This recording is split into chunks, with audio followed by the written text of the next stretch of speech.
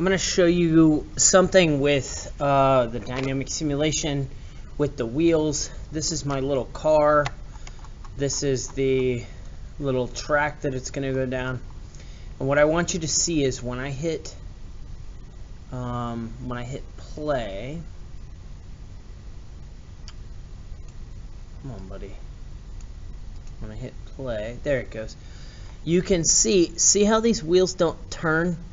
All I did was I have no friction on, so it's sliding, and it'll land, you know, and then start to slide down this hill. I'm gonna stop it in just a second, but it starts to slide down this hill with no motion. Okay, you can do it that way.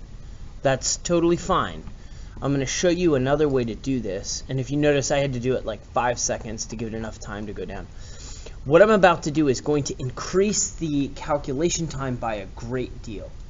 On this left side over here, there's these things called welded groups. Okay, they're underneath the mobile groups little segment.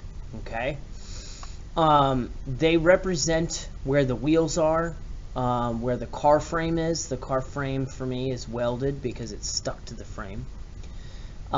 If you click on some of these, you'll see lower spring, shock bottom. We don't want any of those. What we want is the one that says wheel, or whatever you named your wheel or whatever.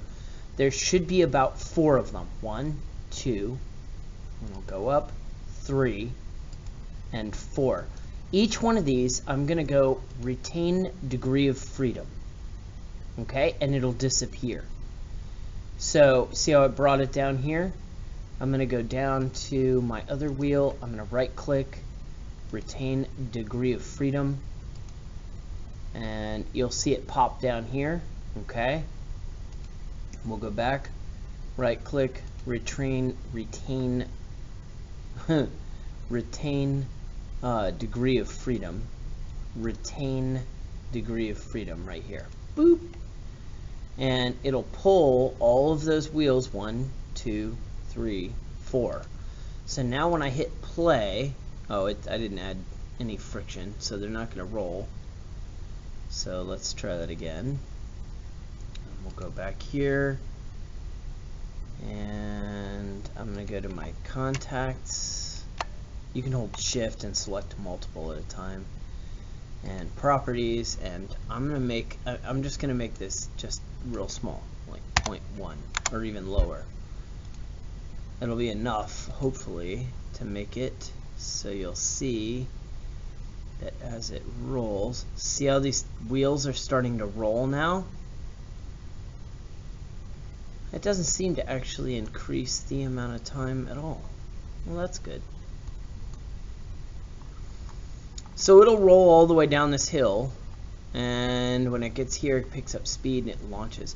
One thing that I did when it started to make a mistake, I made an angle constraint between the side of this and the side of this. You can see that the back wheel and the front wheels it's a little askew as it is, but you can let it roll, and you'll see I've already calculated a 1.5 over here. And we'll let it go and let it go, and you can see those wheels should spin faster and faster. Well, right now they're not making any contact.